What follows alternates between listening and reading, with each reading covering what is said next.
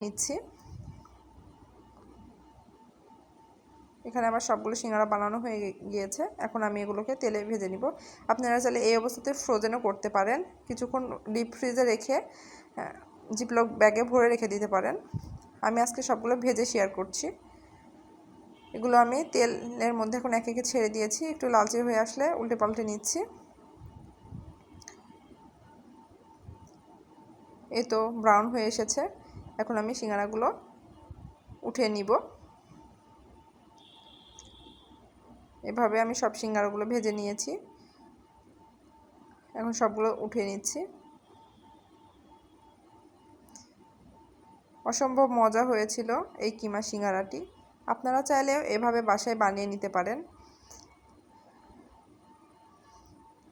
এই তো সবগুলো সিঙ্গারা আমার ভাজা হয়ে গিয়েছে। খুবই মজা হয়েছিল। আপনারা চাইলে বাসাতে ট্রাই করতে পারেন। আশা করছি ভালো লাগবে।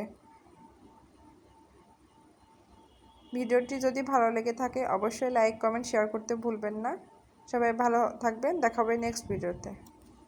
আল্লাহ হাফেজ।